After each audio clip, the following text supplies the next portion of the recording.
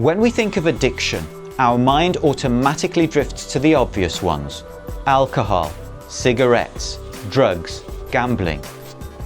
But we're also all subject to apparently smaller addictive behaviours that often blend less noticeably into everyday life.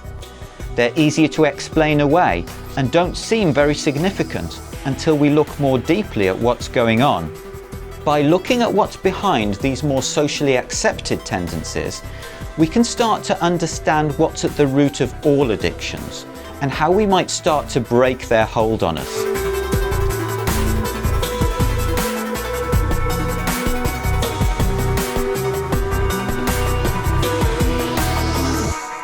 In his excellent TED Talk about addiction, Johann Hari recounts an experiment that was conducted decades ago involving rats in cages.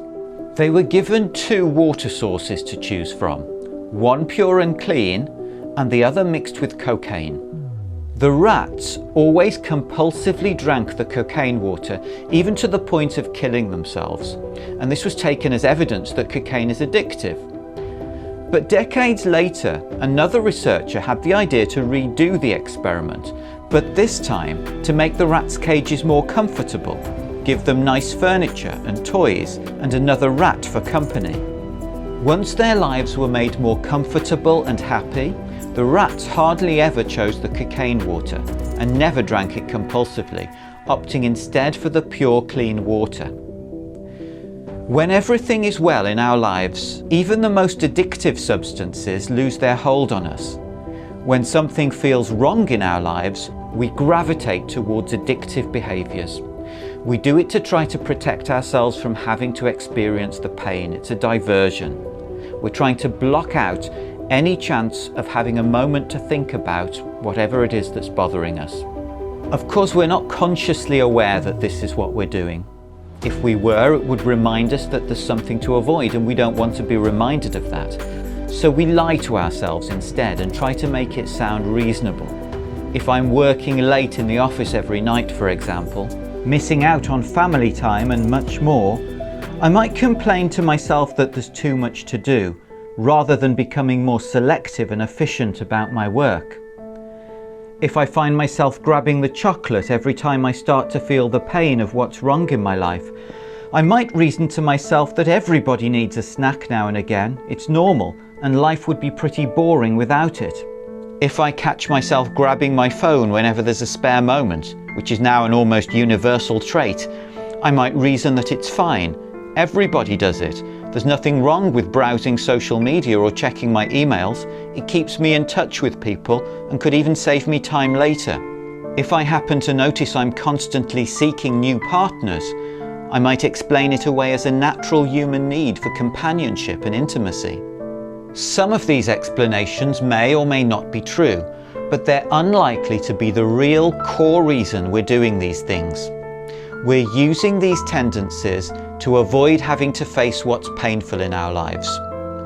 If, for example, there's no love in my marriage, or if I'm spending my life and energy doing a job with no purpose that leaves me feeling empty, or if I don't have any close friends and I feel lonely, or if I feel guilty about something I've done, or if I simply have a neurological tendency towards depression, those painful and uncomfortable feelings are likely to come straight to the surface whenever I don't have something to occupy myself with. Addictive behaviours give my mind something to do. My phone gives me an easy go-to distraction whenever I get a spare moment, as well as a dopamine hit from checking messages or social media. Unnecessary eating gives me something tangible to do, as well as the soothing action of chewing. When I find something that works for me, that's tried and tested, I can return to it every time I'm in any danger of my mind having some space to think about what's painful. My addictions, so it seems, protect me from pain.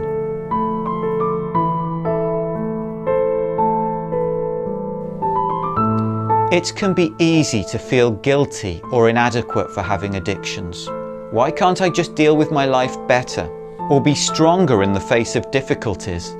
Or just be ready to face my pain without feeling the need to run away from it? At least that way I'd be able to deal with it and move on. But it's not so simple. The great Canadian addiction and trauma specialist Gabor Mate offers us a deeper perspective on addictions. He traces all addictions back to the trauma of unmet needs during early childhood, which applies to us all to some degree. And he makes the point through telling his own story. I wasn't beaten, I wasn't abused in my family of origin, I wasn't neglected, but I was a Jewish infant born during the war in Hungary, and spent my first year under the Nazi regime. You can imagine under what circumstances. So I had a very unhappy, stressed, terrorized mother. And children can be hurt in two ways. Children can be hurt when bad things happen to them that shouldn't happen. But children can also be hurt when their needs are not met. Now, I had this need for an attuned, empathetic, emotionally responsive mother. She couldn't be that. Not because she didn't love me, not because she didn't do her best, but simply she was too terrorized, she was too depressed. The lack of that joyful, attuned, loving mother, that alone was enough to hurt me. When this happens, as it does to all of us to some degree, especially as parents' lives become busier and more stressful, the infant's natural response is to find something to distract itself from the pain, to act as a substitute for whatever it is it feels it's missing.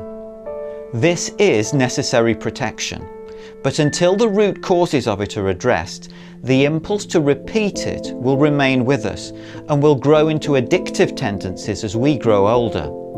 When we understand it in this way, we're powerfully reminded that addictions are not a sign that there's something wrong with us or that we're too weak. They're simply a signal that we missed something that we needed when we were young and helpless, which can't possibly be our fault, so we're absolved from any feelings of guilt. We still retain the responsibility for improving our situation, but we can now do so without any self-recrimination. Gabor also recounts another story about when he was flying home after a recent speaking tour, and he was feeling great about life until he received a text from his wife saying she'd be 15 minutes late to collect him from the airport, and it vividly reignited the abandonment he'd felt as a child. That's why seemingly insignificant things can trigger us and send us into a deep malaise. And in the modern world, with cupboards filled with junk food, phones already glued to us, and a world filled with other traumatized people to collaborate with us, it's so easy to revert to our addictive behaviors and so difficult to break them. It's the latent pain that we're so easily reminded of that pushes us into finding a distraction.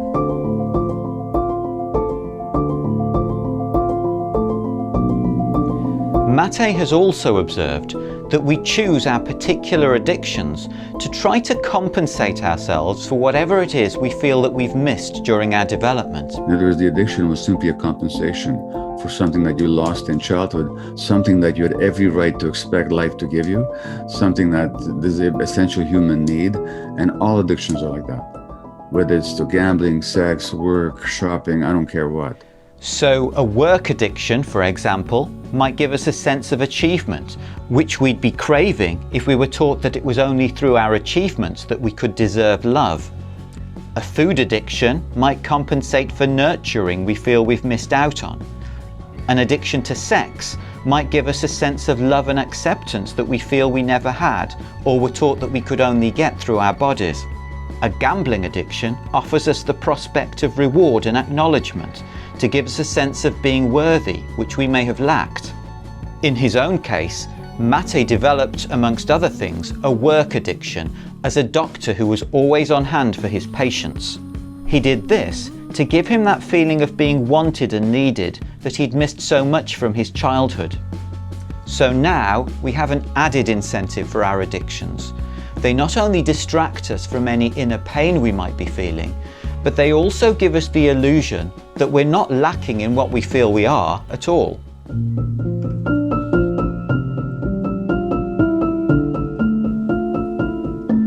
The problem is that these things are all a poor substitute and can never fill whatever we feel the hole is in our lives. If we're honest with ourselves, pursuing our addictions always leaves us feeling disappointed. But rather than concluding that they're the wrong way to go, we instead assume that we just need to do more of them and everything will be okay, or at least I'll be able to temporarily distract myself from whatever's painful in my life. But the more I distract myself from what's painful, the less I'm able to deal with it, and it will persist, unacknowledged, unchecked, and unregulated, and able to quietly grow under the surface.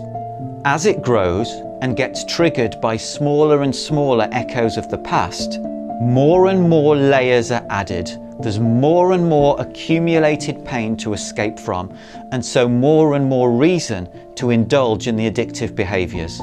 It's a downward spiral. At some point, I'm likely to become conscious of what I'm doing and to glimpse what it's costing me. I'll realise I'm keeping myself in the same miserable situation by not allowing myself to confront what I need to in order to be able to make changes and build a better life. I might decide I'm now ready to face whatever pain it is that I'm running away from, even if I don't know what that is. When I find myself reaching for my particular addictive behaviour, I can decide in advance that I'm choosing instead to reject it and to experience whatever discomfort comes up, however much distress that gives me. When I get to this point, when I'm full of resolve, I can start to make decisions that might help me to make some progress. And to minimise the risk of forgetting or losing resolve when things get tough, I might write a list of specifically what it is that I'm planning to do and read that list several times a day so I'm reminded of why it's important. It might include resolutions, like switching my phone off between 9 p.m. and 9 a.m, for example, or allowing myself a quarter of a packet of cookies per day and no more, however desperately I might feel like grabbing more. And I might decide to share what's on my list with somebody else. This can give me a feeling of accountability, which can make a big difference. Simply saying it out loud to another person can make it feel more real and give me more determination. These are important steps, but unfortunately, it's rare that this approach works in the longer term. It requires a constantly positive state of mind in the face of a turbulent life that's always triggering us. When we allow ourselves to simply feel the painful feelings that come up, any sense of peacefulness that we've managed to establish in ourselves is going to be profoundly challenged, and the urge to find a distraction from this pain is going to be turbocharged. At some point, we're most likely to revert to the tried and tested solution we know so well, and the addictive behaviour returns.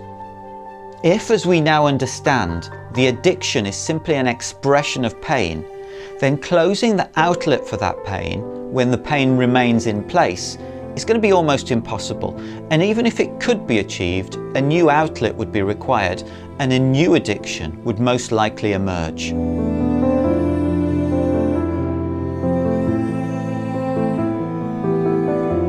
We normally need some sort of help from outside to be able to make a significant difference, and the process of improvement is likely to be an ongoing one.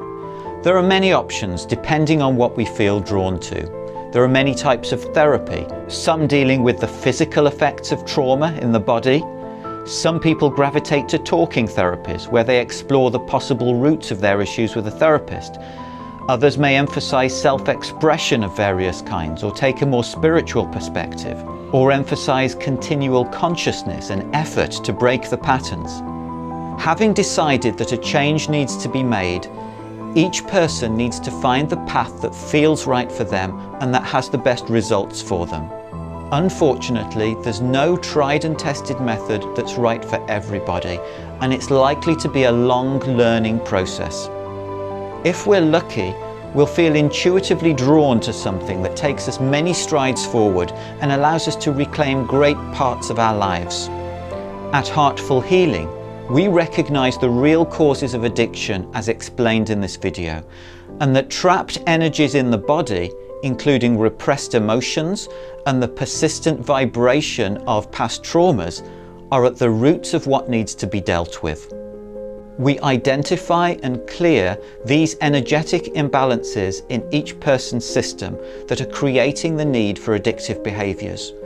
We do this systematically, primarily using the body code, a life-transforming system of energy healing that has brought enormous changes to great numbers of people. With this, it's possible over time to remove the imbalances that are causing the need to engage in addictive behaviours, as well as increasing the underlying feeling of well-being that can take away the addiction's power. And it's possible to do this remotely and without having to identify, discuss, or relive the details of painful experiences from the past. We also very highly recommend heartfulness meditation, a particular and very distinctive meditation system that I've been practicing for more than 20 years, and without which I'm unlikely to have made it to this point in my life. It's also completely free. Over time, heartfulness can lead to a transformed inner state of being, and many people who practice it find that they develop a constant, nourishing feeling or presence in the heart, which is transformational in itself, but can also give us a beneficial alternative to the distraction that we seek through addictive behaviours. We work with clients all over the world to help them feel their best and live to their true potential, whatever issues they have. Visit heartfulhealing.co.uk to find out more or book. Jack has always been a very nervous cat, but Jack had a very, very unfortunate meeting with the cat next door. He had 11 puncture wounds in his body. That was the final straw because he stopped eating, and I could see that he was losing weight. I knew that I needed to do something and fast, otherwise we would lose him. After the session, I thought, right, well, let's just wait and see. And he started eating, and that was the one thing we were wanting. I don't know how you do it, but whatever you did that day, it was quite extraordinary.